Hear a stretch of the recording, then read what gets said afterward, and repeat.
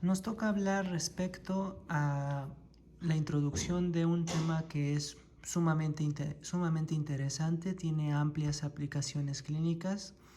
Creo que es una de las áreas de la medicina donde podemos ver una buena correlación de la clínica de nuestros pacientes en relación con los conocimientos fisiológicos y nos puede dar también una amplia visión de muchas enfermedades. No solamente estamos aquí juntando aspectos tal cual como la gastroenterología en sí, sino que muchas caras de la medicina interna requieren que esto se conozca. Esto creo que abarca enfermedades que a cualquiera le pueden dar, e incluso pues es innegable la gran utilidad quirúrgica que deriva de estos temas. Vale, pues entonces vamos a comenzar con el tema de generalidades de fisiología gastrointestinal. Normalmente es un tema que muchas veces tiende a ser lo último que se ve lo último que queda en los temarios, entonces no siempre es visto de la manera más óptima. Esperemos que no haya sido el caso de ustedes. Y como siempre vamos a empezar con algunos de nuestros principios anatómicos. Bueno, primero que nada habrá que entender cuál es la gran función, cuál es el objetivo de poseer un sistema gastrointestinal. Bueno, a grandes rasgos va a ser uno va a ser el procesamiento de los distintos alimentos que se encuentran externos al individuo, ya que no somos especies autótrofas, o sea que produzcamos nuestro propio alimento de una forma inherente al cuerpo. Y la digestión, pues a final de cuentas, la podemos definir como el reducir estas partículas a unidades lo suficientemente pequeñas como para que puedan ser procesadas, y este procesamiento se traducirá en la generación de energía, ¿no? Que va a ir muy de la mano de lo que nosotros llamaremos nutrición, que eventualmente se va a traducir en que seamos capaces de generar suficiente energía para nosotros, y pues habrá también productos de desecho, ¿no? ¿Cómo lo podemos analizar? Muchas veces se hace a veces la división entre aparatos y sistemas, sobre todo cuando tenemos nuestras primeras clases de anatomía. En general, los aparatos tienen una conexión un tanto más directa, tanto anatómicamente como histológicamente, y ciertamente sí que se podría hablar de un aparato gastrointestinal cuando hablo exclusivamente del tubo digestivo, que va a abarcar una estructura que va a ir desde la boca hasta el ano de la persona, que básicamente serán distintos estadios en el procesamiento, aprovechamiento de los nutrientes y desecho de los alimentos que nosotros hayamos ingerido. La parte interesante de esto es que no solamente se limita a las funciones del tubo digestivo tal cual, que es lo que en realidad nosotros podemos apreciar más notoriamente aquí. El hecho es que la presencia de glándulas que no están directamente conectadas al tubo digestivo, dígase las glándulas salivales, como podemos apreciar aquí, dígase el hígado o el páncreas, que no vamos a negar la enorme función que tienen a nivel de todo el metabolismo, pues se vuelven partícipes de todos estos procesos, y por lo tanto pues vemos la interacción entre tejidos que no parecen símiles propiamente, y pues una manera entonces adecuada de llamar a todo esto es un sistema, el sistema gastrointestinal. Eso es uno de los puntos clave a entender. A grandes rasgos, lo que pretenderemos en esta ocasión va a ser un breve tour de cada una de las partes que conforman el sistema digestivo, algunas de sus funciones más relevantes, quizás no a tanta extensión en este momento, y algunas de sus aplicaciones más claras en el momento de ver la enfermedad que enfrentan nuestros pacientes. También daremos una breve revisión a las hormonas que primordialmente están involucradas en los procesos digestivos.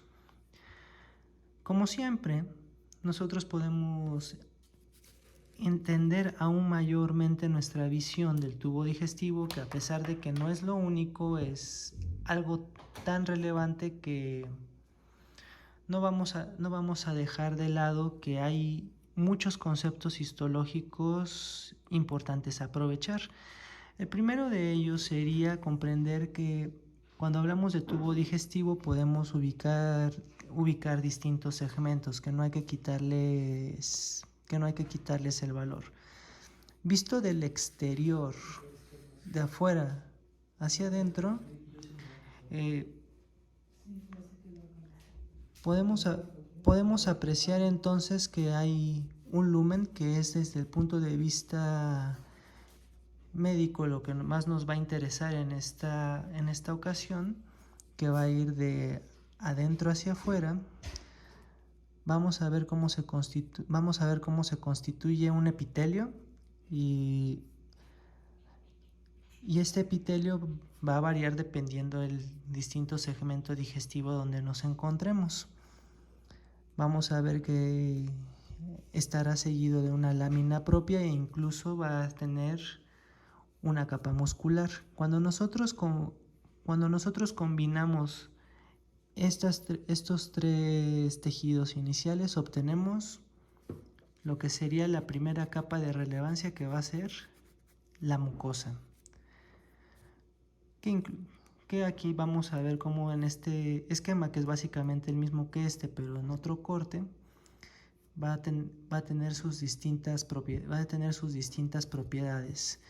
A partir de ese momento empieza el territorio de la submucosa, que a grandes rasgos podemos notar que algunas de sus partes más relevantes es el tejido conectivo laxo que existe acá, la vascularización que va a estar muy presente, y el hecho de que en este sentido va a comenzar a haber ramas de señalización nerviosa, me refiero a fibras nerviosas, que van a ser conocidas como el plexo submucoso o el famoso plexo de Meissner. En ocasiones incluso se llega a mencionar que a nivel de la mucosa puede existir un plexo nervioso que no es muy descrito en los libros, es relativamente limitado quienes lo mencionan, pero bueno, no nos va a venir de más conocer algo extra, que es a veces nombrado como el plexo de Suabadash, ¿no? Pues esta suena como Suabadash, si ya le quieren echar como cancioncita. Posteriormente a ello, vamos a darnos cuenta que existe una capa muscular, nada más que va a tener un chiste muy interesante. Vamos a ver que existe una capa que tiene una disposición circular, es la más interna, y vamos a ver que existe una capa con una disposición de fibras a nivel vertical. Entre estas dos capas se va a encontrar propiamente lo que es conocido como el plexo mientérico o de Auerbach.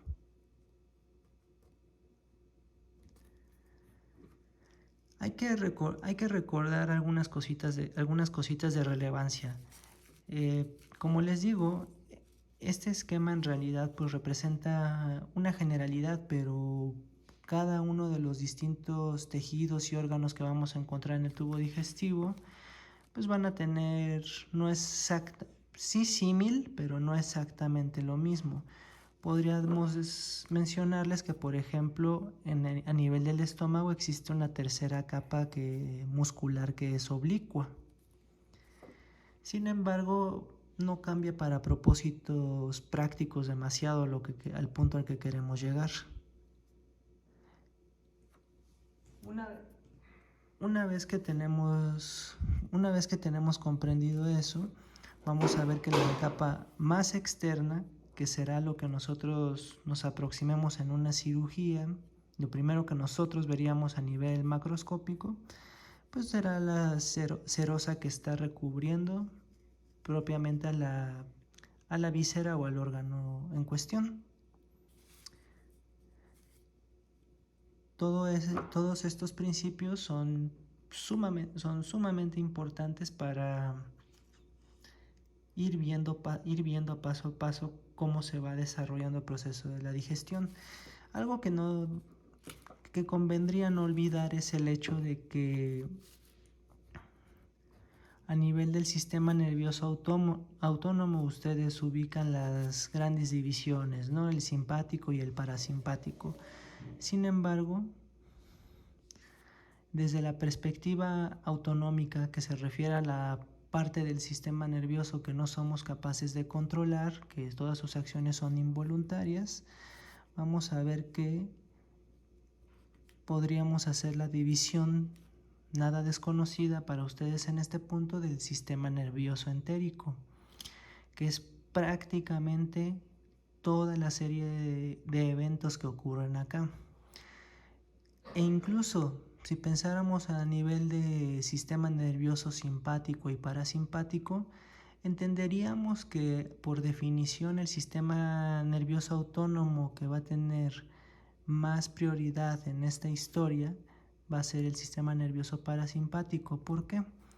Porque el gran nervio parasimpático por excelencia, que va a tener relevancia en todo lo que vamos a ver a continuación, es el nervio vago, ¿no?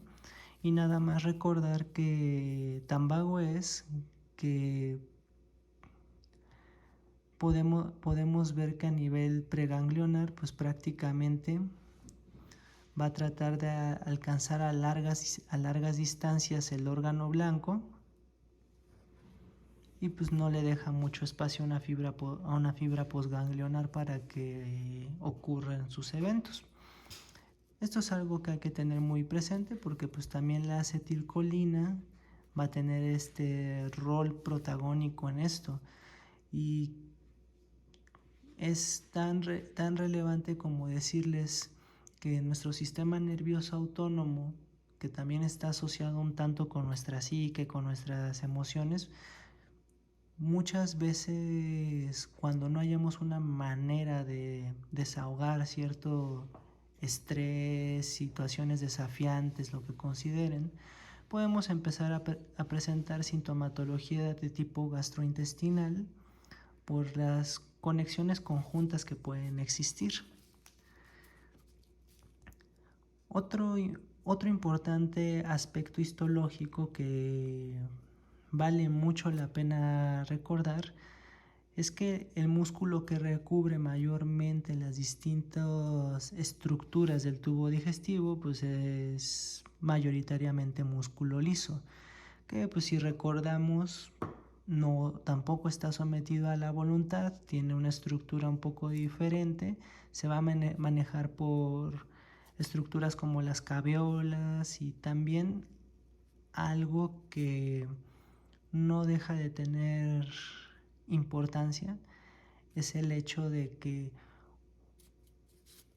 los potenciales de acción que ocurran aquí, pues podríamos ubicarlos desde los potenciales de acción lento, es decir que aquí las contracciones son tónicas, no es como un evento de un instante y se deja de contraer y ya no se va a contraer después, sino que la contracción que tiene el músculo liso es sostenida, va a durar mucho tiempo, va a ser espontánea en varias ocasiones, que esto también lo vamos a ver a lo largo de esta clase. Y también, pues, no olvidar que entre las estructuras microscópicas que hacen que esta coordinación sea posible, pues nunca no dejen de olvidar a las uniones tipo gap o uniones tipo nexo, ¿no? Que hace que pueda funcionar hasta cierto punto estos tejidos como un sincicio, o que haya una coordinación entre la contracción de los mismos. Estos son los detallitos pequeños que hacen que la historia tenga algún sentido. Vamos entonces a también tener muy en cuenta las siguientes estructuras. Sabemos que la boca comienza con dos repliegues de músculo que son sus labios. Algunos los tienen más interesantes que otros, pero sigue siendo esta cubierta muscular. Pero otro detalle muscular que es importante es el hecho de que existen distintos esfínteres. Un esfínter, visto desde la perspectiva anatómica más básica, es un músculo que tiene una morfología circular, que normalmente sirve como una válvula para evitar el escape de algo, ¿no? Tenemos a grandes rasgos seis grandes y relevantes esfínteres en el cuerpo humano. Existen otros a nivel de músculo esquelético, pero estamos hablando en esta parte más detallado hacia la parte de digestivo. Vamos a ver que existe un esfínter esofágico superior, que también lo conocemos como cricotiroideo. Vamos a ver que existe un esfínter esofágico inferior, que tiene mucha relevancia. ¿Por qué? Primero que nada, el detalle anatómico por excelencia ahí es que no se trata de un esfínter real, es más bien un esfínter fisiológico, que tiene mucho que ver con el hecho de que el esófago en condiciones de no alimentación pues tiende a estar colapsado, tiende a estar cerrado. Vamos a ver que existen distintos niveles de presión en los distintos segmentos del tubo digestivo, y normalmente esta parte del segmento no debería manejar usualmente presiones tan grandes, por el mismo objetivo de que pues va a ser un punto de transición al estómago.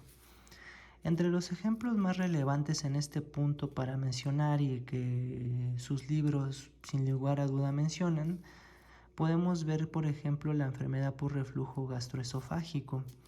El hecho es que pues ustedes no hay que hacer mucha explicación de que saben que el estómago tiene la capacidad de producir ácido de hidrogeniones a través de sus células, a través de las células parietales. Y aunque el estómago está más que preparado para soportar un bajo nivel de pH, no es el mismo caso del esófago, ¿no? Entonces, pues este fenómeno pues va a dar esta sensación de agrura, acidez, ¿no? El otro detalle que es como un poco más relevante, pero antes de eso pues hay que recordar que ciertos alimentos van a favorecer una disminución una relajación del esfínter esofágico inferior, y por ejemplo pues sí, no está de más decir que las mentas, que los chocolates y ciertos alimentos que pues ya cada uno conocerá favorecen el relajamiento de este esfínter. Otra posibilidad que vale mucho la pena como plática de fisiopatología es hablar de un fenómeno conocido como acalasia, ¿no? Que la acalasia viene del griego, que significa lo que a ustedes les pasa como estudiantes de medicina, que falta de relajación, ¿no? Básicamente se va a tratar de un esfínter que tiene constantemente elevado su tono. Por lo tanto, no va a dejar que pase con facilidad el alimento, dependiendo pues también las dimensiones que éste tenga. Entonces, eventualmente el esófago se irá llenando de contenido que no desea y verás cómo te vas quedando con un tubito muy delgado aquí, que es tu esfínter comprimido, y todo lo demás que dejó aquí la calasia.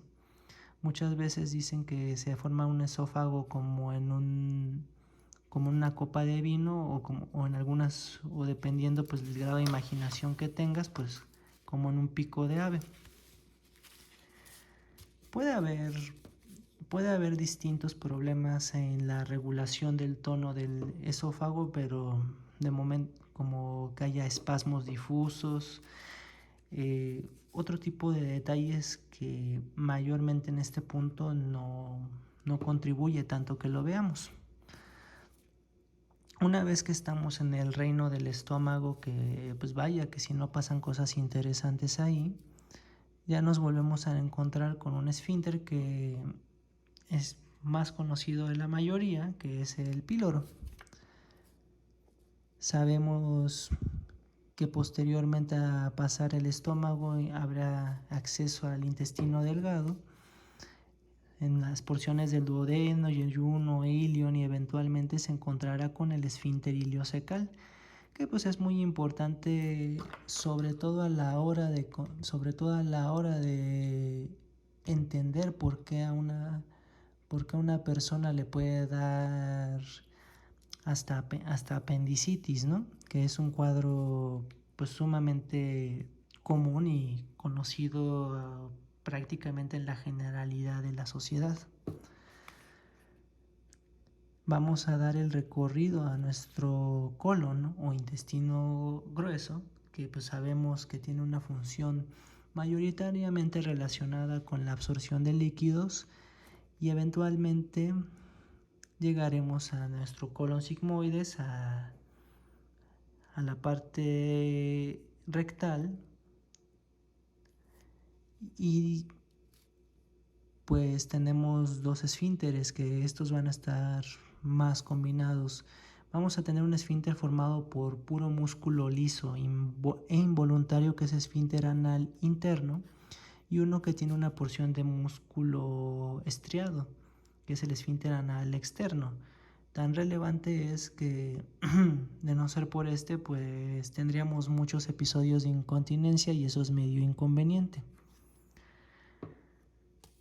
Tenemos entonces desde esta perspectiva mucho que podemos aprender. Entonces vamos a contar un poco qué es lo relevante de este asunto. Algo que sin duda hay que mencionar, porque creo que un tema más importante es cómo funciona en esencia el peristaltismo, el movimiento de los distintos alimentos a través del tracto digestivo.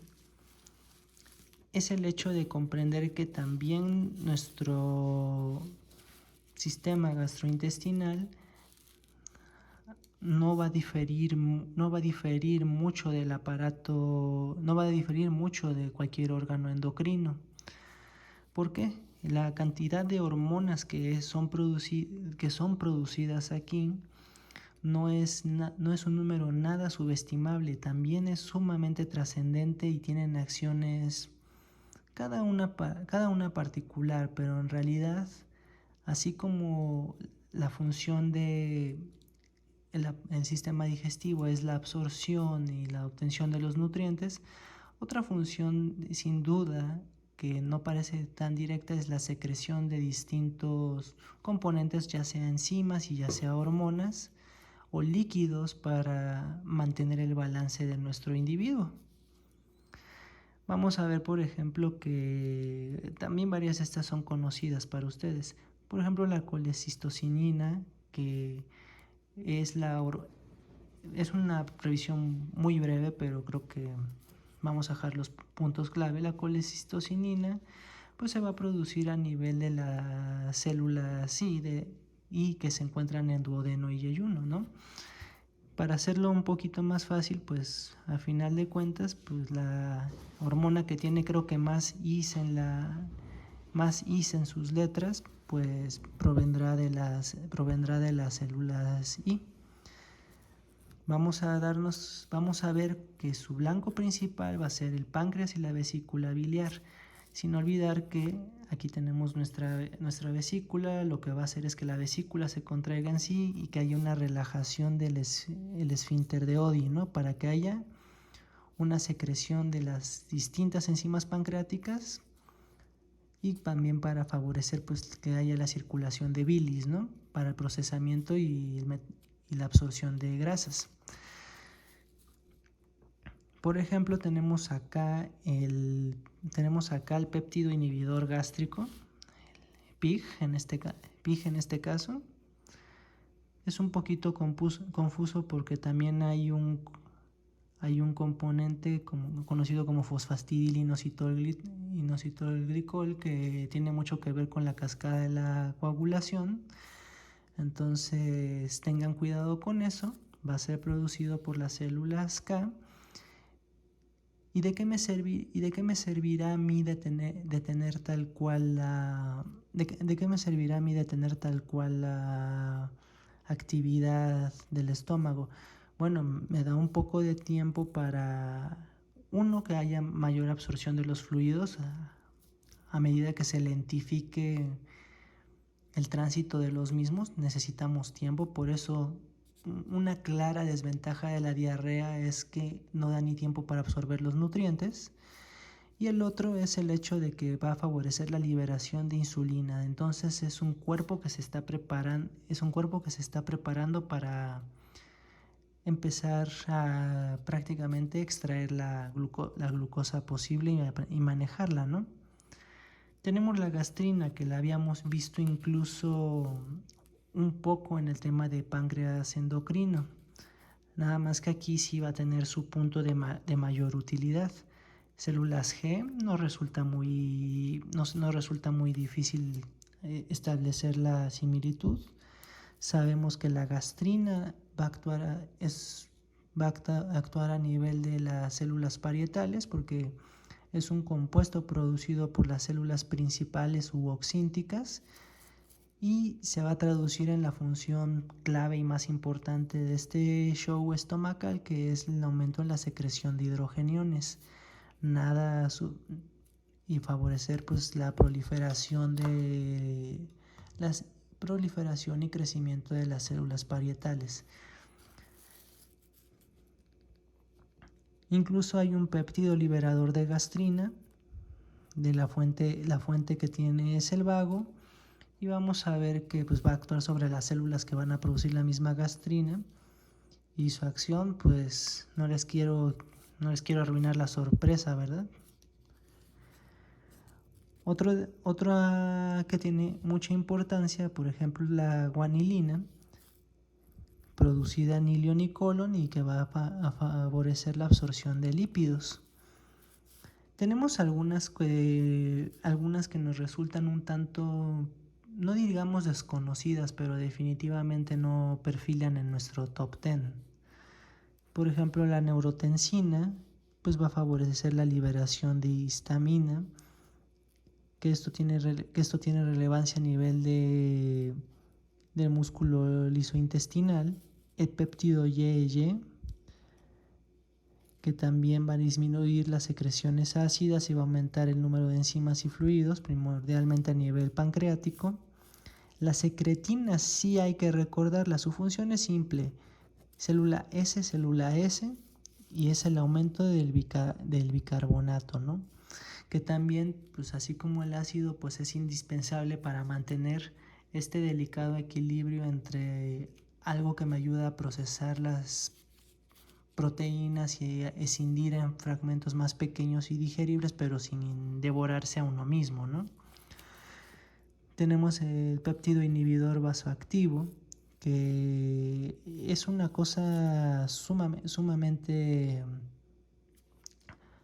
especial, porque incluso en sus condiciones normales va a favorecer la relajación del músculo liso y va a favorecer la secreción pancreática. Nada más que como pequeña viñetita es capaz de producir un tumor neuroendocrino que es conocido como bipoma y me da el síndrome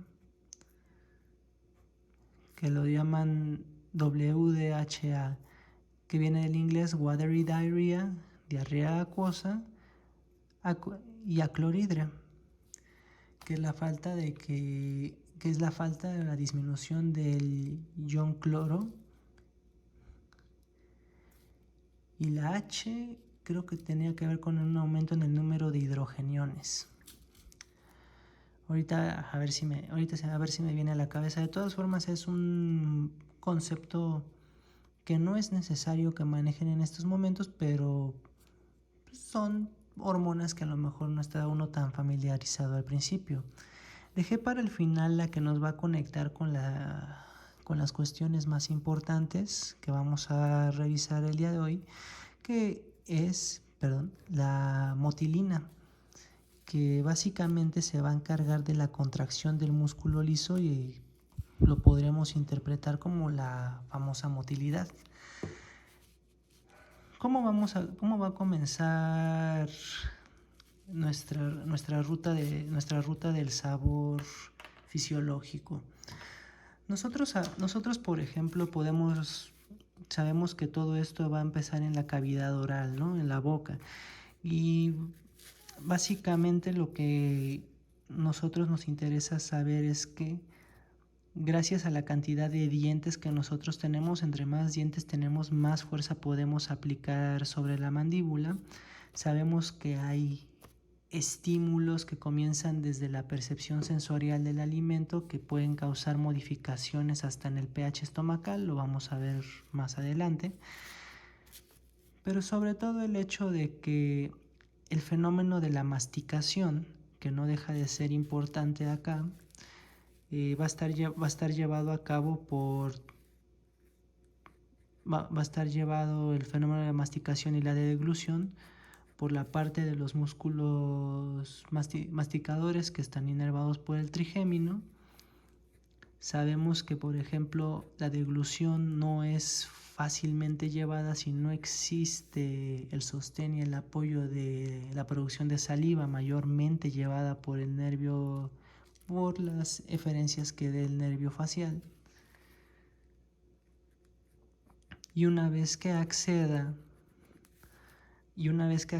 al reino del esófago, en el primer tercio, pues habrá un reflejo de tipo vagal que comenzará propiamente la ingesta del alimento que llegó hasta este nivel, a modo de reflejo.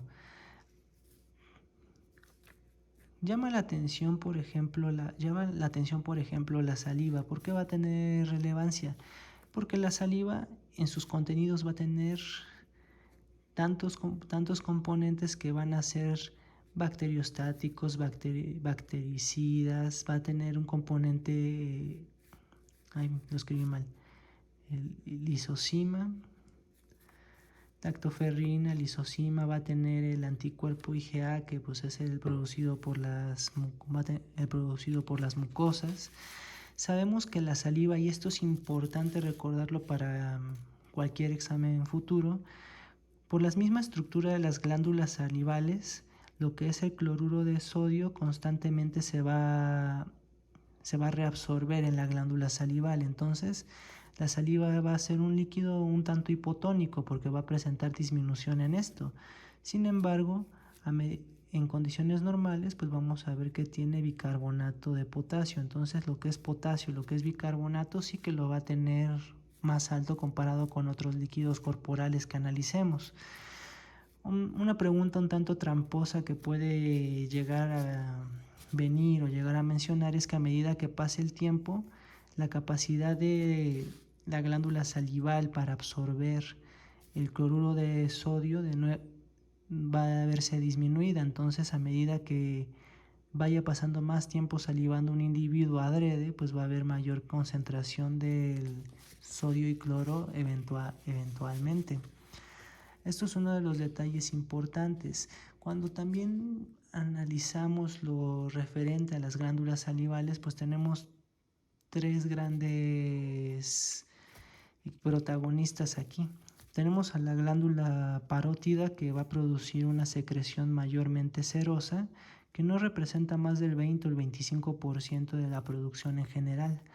Tenemos, por ejemplo, a la glándula submandibular, que va a producir la gran mayoría, y tenemos a las glándulas sublinguales, a la sublingual, que va a producir el restante. Hay una producción también constante de pequeños grupos glandulares, pero estas son las tres más representativas. La submandibular y la sublingual producen un líquido, una saliva mixta, porque tiene componentes tanto de carbohidratos como de proteínas, aunque se dice que la submandibular es más predominantemente de carbohidratos. Eso también, la saliva pues va a presentar enzimas que van a favorecer la digestión, como la tialina, que normalmente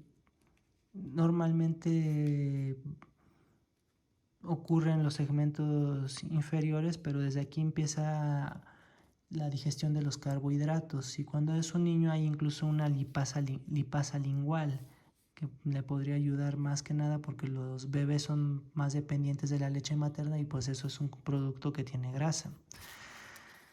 Una vez establecida la función que nosotros le asignamos a la motilina, vamos a darnos cuenta que va a existir un peristaltismo, una contracción constante, recordando que el primer tercio del esófago tiene músculo esquelético, aunque no es voluntario, para finalmente que nos encontremos en el estómago, en la curvatura mayor del mismo, y gracias a la acción de la motilina va a ocurrir algo que se llama ritmo eléctrico básico.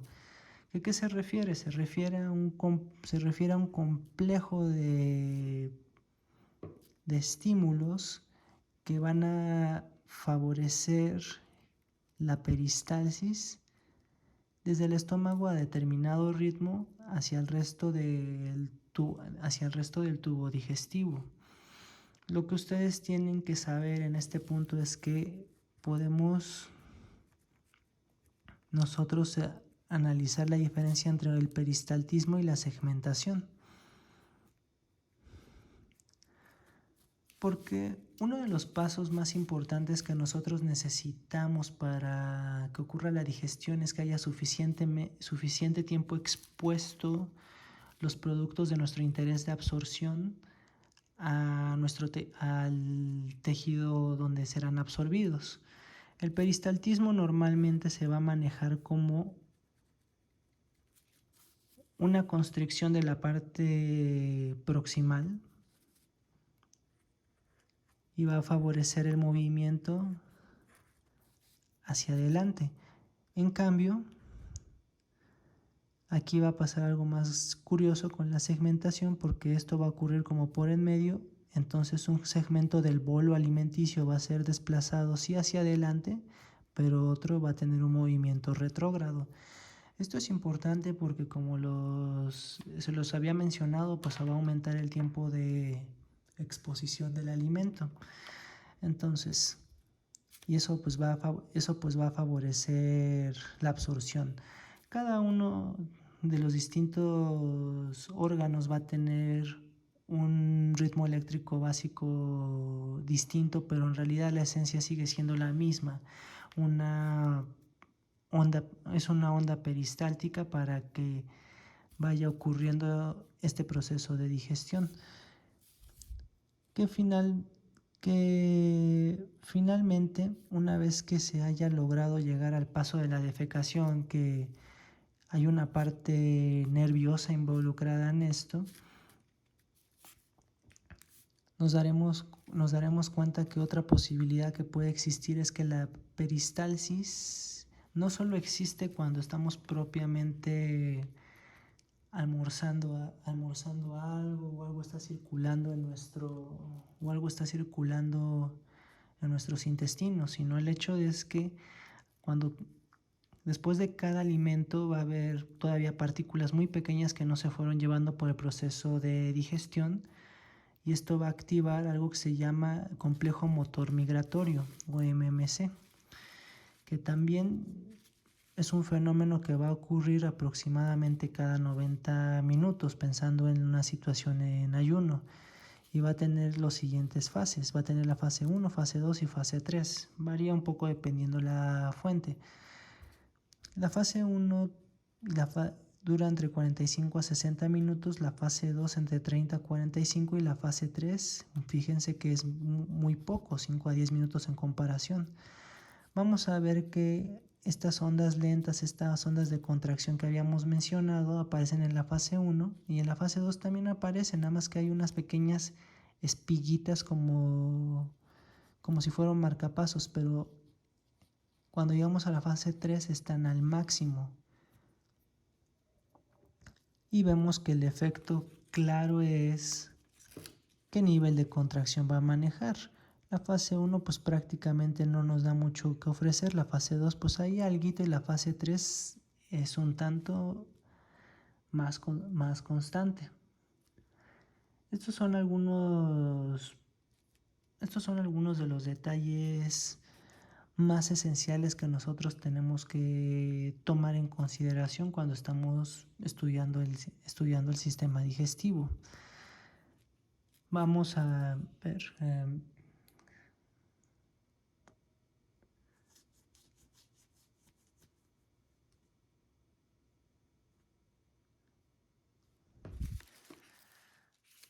Pues les digo, realmente esto es llevado primordialmente por la acción de la motilina, e incluso hay algunos medicamentos que podemos considerarlos también como procinéticos que tienen una acción directa sobre esto. Uno de ellos, por ejemplo, es la metoclopramida, que en ocasiones se llega a utilizar como esto, y aparte de un medicamento que puede servir para sostén de los pacientes que desarrollan algún grado de náusea. Sabemos que cada uno de los distintos segmentos que nosotros aquí analizamos va a tener su relevancia más en la nutrición. Sabemos que el duodeno y el yeyuno y el ilion, que son las partes más importantes absortivas del intestino, no van a absorber exactamente lo mismo en la misma cantidad, o a veces ni siquiera de veras no toman lo mismo. Estos son algunos de los detalles que tenemos que tener presentes cuando entendamos los principios de la fisiología gastrointestinal. Puede ser relativamente simple, pero son, como ustedes han visto y hemos revisado el día de hoy, muchas las posibles aplicaciones que cada uno de estos segmentos y su sintomatología pueden causar. Esto es todo por esta ocasión. Si te ha gustado el video, dale like, comparte, que llegue a más personas que lo puedan llegar a necesitar. Pues son algunas partes básicas, pero esperemos todos se hayan beneficiado. Y pues si quieres dejar tu comentario de temas de interés futuro, pues aquí andaremos. Hasta la próxima.